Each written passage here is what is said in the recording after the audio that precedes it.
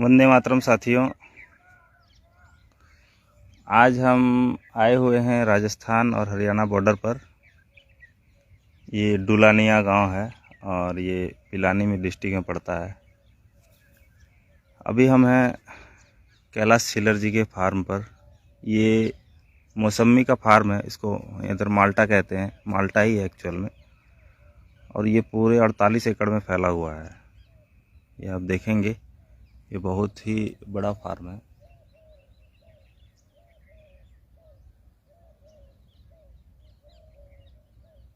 और ये पूरी तरह से जैविक है।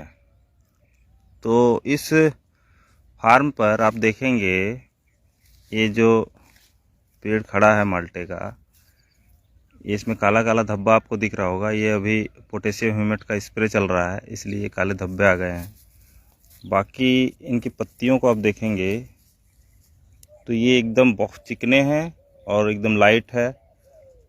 मतलब तंदुरुस्त पौधे मिलेंगे आपको, तंदुरुस्त पत्ते मिलेंगे चारों तरफ।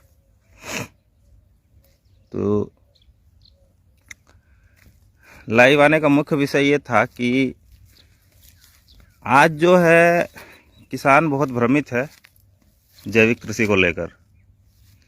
जैविक कृषि में जो भ्रम चल रहे हैं, उन भ्रमों को दूर करना बहुत ज़रूरी है, क्योंकि आज चारों तरफ जैविक कृषि पर बहुत ज्ञान बांटने वाले मिल जाते हैं। हमने भी बहुत ज्ञान ले लिया है बहुत सारे लोगों से और इस ज्ञान लेने की कड़ी में हमें पता चला, काफ़ी सारी चीज़ें बातें पता चली कि ज्ञान देना आसान होता है और उसको जो है इम्प्लीमेंट करना बड़ा कठिन होता है। क्योंकि किसान के पास बिल्कुल भी समय नहीं होता। किसान 24 घंटे जो है खेत में लगा रहता है। और आज किसान की स्थिति तो बहुत ही दयनीय हो चुकी है, क्योंकि वो एक मकड़ जाल में फंसा हुआ है। अब देखेंगे, ये जो बाग है इनका, ये लगभग 2022 में लगा था अगस्त में। ये 3 साल के पौधे हो चुके हैं और 3 साल के पौधे में कहीं भी आपको कोई बीमारी नहीं दिखेगी। पिछले 3 सालों में इन्होंने बहुत स्ट्रगल किया है। अपने जो किसान हैं उन्होंने बहुत ज़्यादा स्ट्रगल किया है। क्योंकि क्या होता है कि आज अभी जैसे लोगों को पता चलता है कि हमारी बीमारियों का कारण ये केमिकल, पेस्टिसाइड और ये जो कंपनियों का मायाजाल है, ये हैं हमारे समस्याओं का कारण। आज लोग कैंसर, ब्लड प्रेशर और तरह तरह की बीमारियों से पीड़ित है। तो जब कॉर्पोरेट जगत में बैठे हुए लोगों को जब ये पता चलती है, बातें, असली बातें जब पता चलती है चलते चलते, तो वो क्या करते हैं, वो अचानक से फैसले लेते हैं कि कहीं ज़मीन ले ली जाए और ज़मीन लेने के बाद वहाँ पर खेती किया जाए। खेती का अनुभव अमूमन होता नहीं है उनको। तो जब उनको खेती का अनुभव नहीं होता है तो फिर वो इसी तरह से कोई भी नया एक प्रोजेक्ट बना के और उस पर चल पड़ते हैं, कुछ लोगों से सलाह मशवरा करके। लेकिन मैं सभी साथियों से ये कहना चाहता हूँ कि खेती जो है ना, ये अनुभव का विषय है। ये केवल और केवल करके ही आप सीख सकते हो। मतलब आप अगर बोलोगे कि मैं खेती करूँगा, मुझे भी जैविक खेती करनी है, तो आपको पहले अनुभव लेना पड़ेगा। या तो आपने पहले से खेती कर रखी हो, या फिर आप जो है अभी कर लो। किसी किसान बंधु के साथ मिलके उनके खेत में जाके फावड़ा चलाओ, कस्सी चलाओ और जो है तभी जो है खेती में आप सफल हो सकते हो। क्योंकि आज लोग जिस तरह से रिस्क लेके कृषि करते हैं, और बहुत सारे साथी ऐसे भी मुझे मिले अभी जो समालखा के बाद जो मैं इस दौरे पर निकला हूँ। समालखा में अपना शहीदी दिवस पर बहुत शानदार कार्यक्रम रहा, और उसके बाद जो मैं निकला वहाँ से, क्योंकि आना हो नहीं पाता है बार बार कहीं भी, पूरे देश भर में अपना घूमना रहता है। तो अब हरियाणा आए हैं तो हरियाणा के किसानों से मिल लें। तो जब मैं किसानों के साथ मिलने का मेरा दौर चला, पिछले 10 दिनों से मैं किसानों के बीच में जा रहा हूँ। रोज़ मेरा एक नया गांव रहता है जाना, जो अपने साथी हैं जो अपने साथ जुड़े हुए हैं। तो मैंने देखा है कि सभी किसान क्या कर रहे हैं कि जैसे तैसे जैविक कृषि कर रहे हैं और नुकसान ही उठा रहे हैं। तो अपना लक्ष्य एक ही है कि किसान नुकसान ना उठाए, क्योंकि अगर किसान नुकसान उठाता है तो इसके बहुत सारे परिणाम जो हैं गलत परिणाम आते हैं। सबसे पहले तो वो अपने घर वालों से कटता है, फिर वो समाज से कटता है, समाज में उलाहना का विषय भी बनता है, फिर लोग उसको पागल का तमगा भी दे देते हैं और बार बार असफल होने के कारण आदमी अंदर से भी टूटता है। तो मैं नहीं चाहता कि लोग अंदर से टूटे, वो पहली बार में ही लोग सफल हो, ये अपना जो है अपना प्रमुख ध्येय है कि भाई आदमी पहली बार में सफल कैसे हो। तो पहली बार में सफल तो खैर होना थोड़ा कठिन ही होता है, लेकिन यदि हम थोड़ी सी भी बुद्धिमत्ता का प्रयोग करें, क्योंकि आप देख लो कि आदमी जब आज जागृत होता है, जब किसी को पता चलता है कि एल्युमिनियम नुकसान करता है, प्रेशर कुकर में खाना नहीं पकाना चाहिए, उसके बाद नमक जो है वो हमको सेंधा नमक खाना चाहिए, फिर हमें जो है चीनी नहीं खानी चाहिए, हमें मैदा का प्रयोग नहीं करना चाहिए, इस तरह की जो खान पान और रहन सहन का जो ज़्यादा ट्रेवल नहीं करना चाहिए, जो हमें चीज़ें जब पता चलती है तो पता चलने के बाद आदमी क्या करता है कि सबसे ज़्यादा कृषि पर नुकसान करता है। कृषि में क्या करते हैं लोग कि बड़े बड़े प्रयोग करने लगते हैं। बाकी मैंने देखा है कि वो घर से बदलाव शुरू नहीं कर पाते। अभी भी मैं देख रहा हूँ कि जो व्यक्ति जैविक कृषि पर अपना सर्वस्व निछावर करके और सब कुछ मतलब दांव पे लगा के और ऐसे ही जैसे जैसे खेती कर रहा है, कुछ मिल भी नहीं रहा है, और वो उसके घर में अभी भी प्रेशर कुकर और एल्युमिनियम के बर्तन ज्यों के त्यों पड़े हुए हैं। मतलब आदमी बदलाव जो कर रहा है वो उसको रसोई से करनी चाहिए, और चाहिए तो ठीक है, पर क्या है कि कर नहीं पाते हैं लोग। तो कर नहीं पाते हैं, इसका कारण क्या है? इसका कारण यही है कि लोग मतलब सोचते हैं कि अचानक से बदलाव किया जाए। तो अचानक से कोई भी बदलाव नहीं हो सकता। जिस प्रकार से हम सारी चीज़ों को एक साथ नहीं बदल सकते, उस प्रकार से खेती में भी मुझे नहीं लगता है कि एक बार में ही पूरी चीज़ें बदलनी चाहिए। इससे किसान बहुत ज़्यादा नुकसान में चला जाता है, और बहुत ज़्यादा नुकसान में जाना मुझे लगता है कहीं से भी उचित निर्णय नहीं है। जिस प्रकार से किसी को यदि दारू की लत लगी हुई है, शराब की लत लगी हुई है, या किसी भी नशे की लत लगी हुई है, तो एक बार में वो नशा अगर छोड़ दे तो वो आदमी बीमार भी हो सकता है, और लंबा बीमार हो सकता है, गहरा बीमार हो सकता है। मेरा कहने का उद्देश्य ये था कि आप जब जैविक खेती में कन्वर्ट करो खुद को, तो एक बार में सब कुछ मत छोड़ो। ये तो पहला विषय है। दूसरा विषय ये है कि जैसे ही आप जैविक खेती शुरू करते हो तो उसमें कुछ चीज़ों को जैविक शामिल करो और कुछ रासायनिक को भी शामिल करो, ठीक है। यदि आपके पास विकल्प है तो ठीक है, नहीं तो फिर रासायनिक का सहारा आपको लेना है, धीरे धीरे उसको बदलना है। क्योंकि खेती में सबसे जो मूल चीज़ मुझे समझ में आई अभी तक, सबसे ज़्यादा कमी भी इसी बात की रहती है सभी खेतों में, कि लोग कार्बन पर काम नहीं करते, ऑर्गेनिक मैटर पर काम बिल्कुल नहीं करते, और बाकी जो है फार्मूले बहुत सारे बनाते रहते हैं, गोबर गौमूत्र करते हैं, फिर और भी कई सारी चीज़ें हैं, छाछ हैं, और पत्तों वत्तों का काढ़ा वगैरह, ये सब करते रहते हैं। लेकिन वो मूल जो चीज़ है ऑर्गेनिक मैटर, कार्बन, उस पर काम ही नहीं करते। आपको मैं यहाँ पर दिखाता हूँ कि भाई साहब ने क्या किया है। ये देखो, इन्होंने धान की पराली खरीद के और पूरे सभी पेड़ों में जो है धान की पराली सब का मल्चिंग कर रखा है। तो यहाँ तक आने में इनको 3 साल लग गए।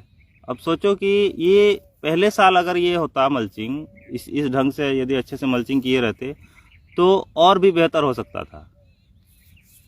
क्योंकि जब हम ये मल्चिंग कर रहे हैं तो ये जितना भी मल्च का मटेरियल है, ये सारा ऑर्गेनिक मैटर में कन्वर्ट होगा और ये पेड़ को आगे बढ़ने में सहायता करेगा। अभी क्योंकि इनको जोर लगाना पड़ रहा है, इनको अलग से खाद डालनी पड़ रही है, हालांकि सारी खाद ये जैविक ही डाल रहे हैं, लेकिन खर्चा तो किसान का बढ़ रहा है ना। तो इसलिए सबसे पहला काम हमको खेती में यही करना है कि हमको ऑर्गेनिक मैटर पे काम करना है। ऑर्गेनिक मैटर पे जब हम काम करेंगे, जब हम हरी खाद करेंगे, फसलों का वेस्ट खेत में मिलाएंगे, गोबर को डिकम्पोज करके डालेंगे, तभी जाके बात बनेगी साथियों। ये तो पहला मैटर हो गया। दूसरा होता है कृषि में कि सबसे पहले तो आप ये करो कि जो मूल पोषक तत्व हैं उनकी पूर्ति के लिए हमारे खेत में जीवाणुओं का होना बहुत ज़रूरी है, क्योंकि हम कब तक होटल का खाना खाते रहेंगे। घर में अनाज है और दाल है, चावल है, सब कुछ है, सारी सब्जियां हैं, चूल्हा है, लेकिन अगर पकाने वाला नहीं है तो फिर आप भूखे ही रहोगे, या तो फिर आपको होटल में जाके खाना पड़ेगा, या रेस्टोरेंट में खाना पड़ेगा, या बाहर खाना पड़ेगा। तो इसी प्रकार से पौधों की भी यही स्थिति है कि यहाँ पर मिट्टी में लगभग चीज़ें पड़ी होती हैं, लेकिन लोगों को पता नहीं होता कि यहाँ हमारी मिट्टी में चीज़ें पड़ी हुई हैं और वो जो है पौधा ले नहीं पा रहा है। तो उसको पौधा तभी ले पाएगा जब उसको पकाने वाले जीव वहाँ पर होंगे। और पकाने वाले जीव गोबर, गोमूत्र और गुड़ से भी पैदा हो सकते हैं, लेकिन इसमें लेकिन आ जाता है कि लेकिन उसमें समय कितना लगेगा, क्योंकि किसान जो है वो एक फसल में उसको 3 से 4 महीने जाते हैं। हर साल वो 2 से 3 फसलें लेता है, मिनिमम 2 फसलें तो किसान लेते ही हैं। तो कितना समय जाएगा मतलब इस प्रक्रिया में, ठीक है। तो ये प्रक्रिया बहुत लंबी है साथियों। ये जो गुड़, गोबर, गौमूत्र को डालते डालते डालते डालते धीरे धीरे जीवाणुओं के अंडे फूटेंगे, फिर अंडे फूटने के बाद फिर वो जो है अपनी कॉलोनी बढ़ाएंगे, बढ़ाते बढ़ाते बढ़ाते वो जो है लंबा समय 8 साल 10 साल का भी लग सकता है, क्योंकि ऑर्गेनिक मैटर आज के खेतों में 0.2 से लेकर 0.5 तक ही है, जो कि कम से कम पूरा 1% होना चाहिए। तो उस पर कोई काम नहीं कर रहे हैं, तो हमें कहीं ना कहीं उस पर काम करना पड़ेगा। और दूसरा विषय ये है कि हमें खेती में जीवाणुओं का प्रयोग करना ही पड़ेगा, और इसी के लिए हमने जो है आद्या बायो फर्टिलाइज़र के मार्फत से, आद्या बायो फार्मिंग के मार्फत से हमने जीवाणुओं का जो है कल्चर सेट तैयार किया है और उसको लोगों को देना शुरू किया है। और उससे क्या होता है कि उससे एक तो अपने सारे जो फर्टिलाइज़र के बैक्टीरिया है उसमें है ही है, उसमें हमने मांसाहारी जीव भी डाले हैं, ताकि जो आपकी समस्याएं हैं जैसे माहू हो गया, तेला चेपा, माहू, मच्छर, इल्ली, सुंडी और फंगस, वायरस, इन सब चीज़ों से सुरक्षा के लिए जो मांसाहारी जीव हैं वो भी हमारे खेत में डेवलप हो। मांसाहारी जीव अगर हमारे खेत में डेवलप होंगे तो उससे क्या होगा कि हमारा पेस्टिसाइड्स का खर्चा बच जाएगा, या जो हम तरह तरह की चीज़ें करते हैं, पत्ते तोड़ के और बनाते हैं, काढ़ा बनाते हैं, उसका डालते हैं, तो इन सब चीज़ों से मतलब जो है आपका खर्चा बच जाएगा ये कल्चर से।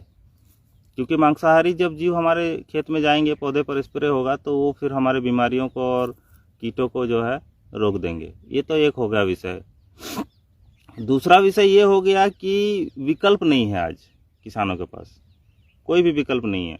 जैसे ही किसान रासायनिक खेती से जैविक खेती की ओर जाता है तो उसको कुछ बायो फर्टिलाइज़र्स की ज़रूरत पड़ती है, लेकिन बायो फर्टिलाइज़र्स का जो बाज़ार है वो भी बहुत गंध मचा हुआ है अभी वहाँ भी, क्योंकि वहाँ भी लोग क्या कर रहे हैं, मतलब ऐसी ऐसी चीज़ें डाल रहे हैं, मानव मल से खाद बना रहे हैं। उसके बाद कई तो ऐसा करते हैं कि क्लोरोफायरिफॉस जैसी दवाओं को भी जैविक का नाम पर बेच देते हैं बोतलों में भर भर के। तो इन सारी समस्याओं को देखते हुए ही हमने ये शुरू किया था आद्या बायो फार्मिंग का काम। आद्या बायो फार्मिंग क्या करती है, ये सभी तरह के पोषक तत्व, सभी तरह के कीटों के लिए, बीमारियों के लिए जो है सुरक्षा के लिए ये कल्चर उपलब्ध कराती है। एक तो ये पहला काम हो गया। दूसरा काम ये हो गया कि कितने भी समस्याएं आ जाए खेत में तो उस समस्या का तुरंत निवारण कैसे हो, इस पर भी हम लोगों ने काम किया है। जैसे अगर आपके खेत में सुंडी आ गई है और कल्चर काम नहीं कर रहा है, इसी स्थिति में मौसम का टेम्परेचर हाई बढ़ा हुआ है या बहुत लो है, काम नहीं कर रहा है कल्चर, तो ऐसी स्थिति में हमारे पास ब्रह्मबाण है। आप ब्रह्मबाण हमसे मंगवाओ और डाल दो और तुरंत मतलब जो है अपने बाग को, अपने खेत को बचा लो। क्योंकि खेत बचेगा, पौधे बचेंगे तभी फसल आएगी। यदि हम कसम खा के बैठ गए कि हम कुछ भी नहीं डालेंगे तो आपको नुकसान झेलना ही पड़ेगा और कोई रास्ता नहीं है साथियों। इसी प्रकार से हमने जो है रस चूसक कीटों के लिए भी दवाइयाँ बना के रखी है, फंगस के लिए दवाइयाँ बना के रखी है। आज फंगस से सारे किसान परेशान हैं। कौन सी ऐसी फसल है जिसमें फंगस नहीं लगता है? सभी फसलों में फंगस लगता है। तो हमें उस फंगस को मारने के लिए हमने एक दवाई बनाई है, फंगीनाशक तरल, एक बार में काम करता है। हमने तो देखा पिछले साल होशंगाबाद और इधर एमपी के साइड में और छत्तीसगढ़ में चने की जो फसलें हैं वो हज़ारों हेक्टेयर फसलें जो है लोगों ने जोत दी, क्योंकि वो लगभग आधा से ज़्यादा चना उनका जो है मर गया था, सूख गया था। सूखने के कारण वो किसान जो है खेत खाली हो गया तो उसने जोतवा के दूसरी फसल लगा दी। अभी लेटेस्ट मैं आपको बताता हूँ, एक किसान है अपने छत्तीसगढ़ से, रुपेश मिश्रा जी, ये 150 एकड़ के किसान हैं और इन्होंने टमाटर लगाया था 12 एकड़ में, लगभग 1 लाख पौधे थे और इसका वीडियो भी हमने डाला था। तो उनके पूरे 1 लाख टमाटर जो है उसमें उन्होंने 2.5 लाख रुपए केमिकल वालों को दे दिए। 2.5 लाख रुपए की दवाइयाँ ला के डाली, पर वो जो है कुछ भी काम नहीं हुआ उससे। फिर उन्होंने हमसे संपर्क किया, हमने 20-25 हज़ार की दवाइयाँ भेजी और उनका टमाटर जो है पूरा निमाटोड से ग्रस्त था, फिर उसमें विल्ट लग गया था, फ्यूजेरियम विल्ट। तो दोनों बीमारियों से वो छुटकारा मिल गया उनको और उन्होंने पूरा फसल लिया टमाटर का। तो आप सोचो कि रासायनिक वालों के पास भी समस्याओं का असल में समाधान नहीं है। आप रासायनिक खेती हो या फिर एलोपैथ की दवाइयाँ हो, इनके पास असल में कोई इलाज नहीं होता है। ये बस बरगलाते रहते हैं और जहर जो है हमारे शरीर में और हमारे पौधों में जाता रहता है। तो इसलिए मेरे किसान बंधुओं से एक ही आग्रह रहेगा कि जिनको भी विकल्प चाहिए जैविक कृषि में, विश्वसनीय विकल्प चाहिए, क्योंकि हमारा जो है उद्देश्य कभी भी धन कमाना नहीं रहा है और हम कम से कम कीमत पर लोगों को चीज़ें उपलब्ध कराते हैं। हमें बस खर्चा निकालना होता है और बाकी पूरा जो है हम किसान को दे देते हैं। तो इसलिए साथियों, आपसे यही आग्रह रहेगा कि कभी भी जैविक खेती शुरू करें तो एक बार संपर्क ज़रूर करें और संपर्क करने के बाद हमसे जो है जुड़े रहें और करते रहें। तो आपको हमारे साइंटिस्टों का जो अनुभव है वो भी मिलेगा, अपना जो अनुभव है, मेरा अनुभव। तो मैं ये कह रहा था, यहाँ पर ज़रा मौसम बढ़िया है, खुला मौसम है और नेटवर्क की बहुत समस्या है। तो मैं यही कह रहा था कि हमारा अनुभव आपको हमेशा मिलता रहेगा, हमारा पूरा अनुभव आप लोगों को समर्पित है। तो आप लोग ज़रूर हमारे साथ संपर्क में आएँ और संपर्क में आके ही आप लोग खेती करें। आप लोग कभी भी ये ना करें, अंधाधुंध जैविक खेती की शुरुआत ना करें। कभी भी जैविक खेती की शुरुआत करनी हो या कर रहे हैं और समस्याएं आ रही हैं तो हमारे साथ संपर्क ज़रूर करें और हमारे साथ संपर्क करें। संपर्क करके उसके बाद चीज़ों को ठीक करें और सफल हों। बस हमारा यही उद्देश्य है कि हमारे जितने भी जैविक किसान बंधु हैं वो सफल हों, कोई भी असफल ना हो, पहली बार में सफलता मिले। और इसी के साथ इस वीडियो को हम यहीं समाप्त करते हैं। आप लोग इसको थोड़ा शेयर कर दीजिए ताकि ज़्यादा से ज़्यादा लोगों तक अपनी बात पहुंच सके, अपना अनुभव पहुंच सके।